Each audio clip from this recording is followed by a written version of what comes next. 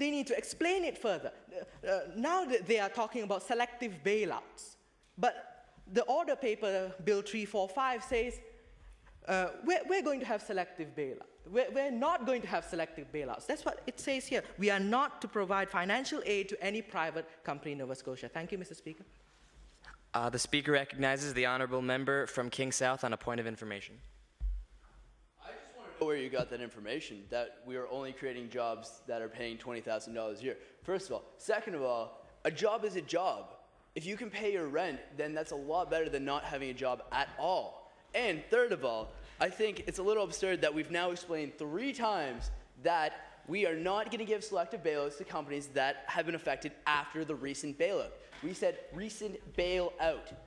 Everything before that is fair game. We're not making a bill on that right now. That is completely different. Thank you, Speaker.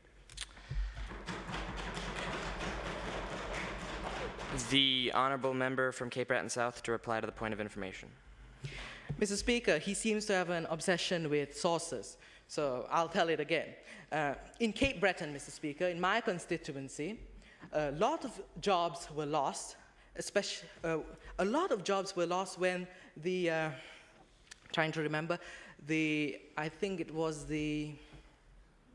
yes, when the Meridian Hotel in Cape Breton changed, sold out, and became the Martin Arms. A lot of high-paying jobs from that hotel were scrapped, and eventually they were given they were replaced with lower-paying jobs. Apparently, this new hotel decided to hire more underhands. So this government says, that, oh, we've created more jobs. No, you have not. You've created more jobs. You've created small jobs. And you're saying that they can eat on that. They can pay their rent and all that. Why lower someone's standard of living? Why is this government taking the irresponsible step, Mr. Speaker? Why is this government saying that people should accept that their standard of living is going down? This is absurd. This is not what government stands for. This government has lost their principles. But what can you expect from a government who can't keep prisoners in prison?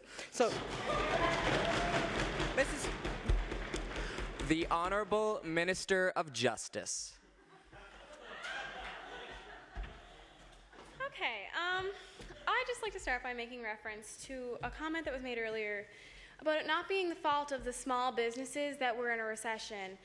The last that I checked, I don't know about you guys, but it's not the fault of the government either. You had made the point earlier yourself that it is the fault of the people on Wall Street. Is that not what was said earlier? Because that's what I heard. I'd also like to point out that if we stop giving bailouts, yes, we admit there are people that may lose their jobs. The point is that they may lose their jobs. But while we're taking money out of healthcare and out of education and all these things, people are definitely going to lose their jobs. We're going to have teachers out of work. We're going to have doctors out of work. We're going to have nurses. We're going to have lab techs out of work. People with tons of education. People that could further our society. And then the point was mentioned again earlier that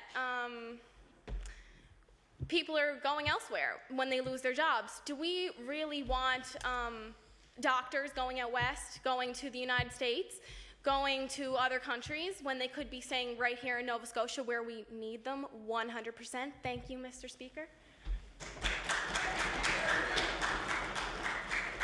Thank you. I've just been informed that the House is about to take a break. I'd like to let, again, everyone know that after we come back, the list of people to speak is up to like 15 now, so just please, everyone, remember to be patient. We'll get to you. Thank you. Adjourned.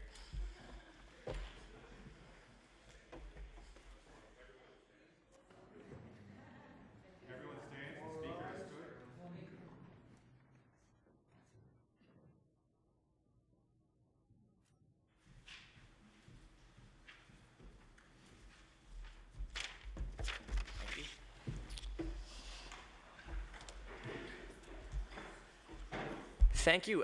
Debate on Bill 345 will resume with the Honourable Minister of Finance.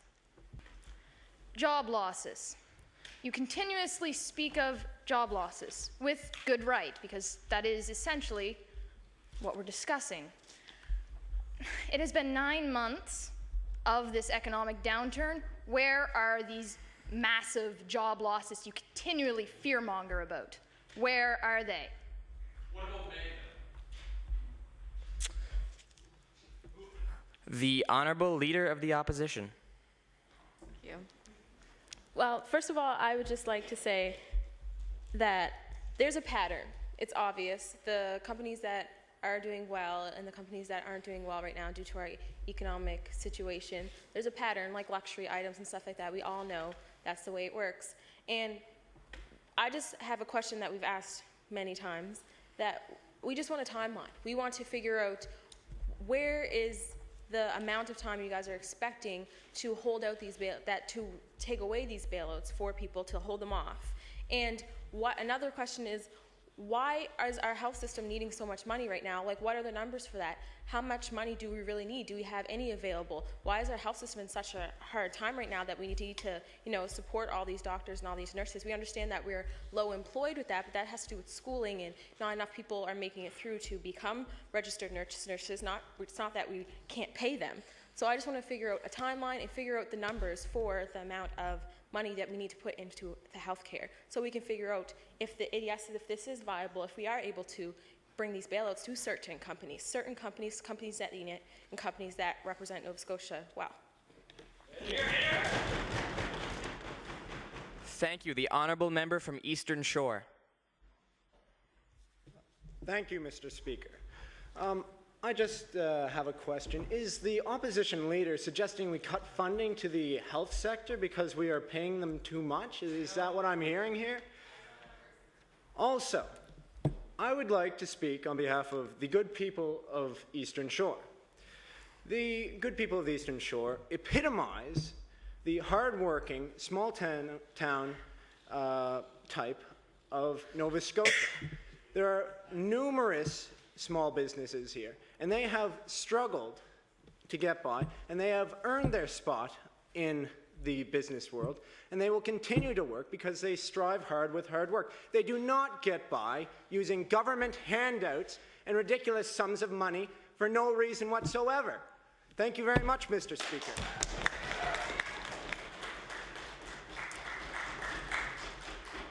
Thank you. The member from Kings West. Thank you, Mr. Speaker. I'd like to remind the government of their point they made earlier on in the debate about the corporations in Nova Scotia, the large corporations that we will not be bailing out. I live in Kings West, and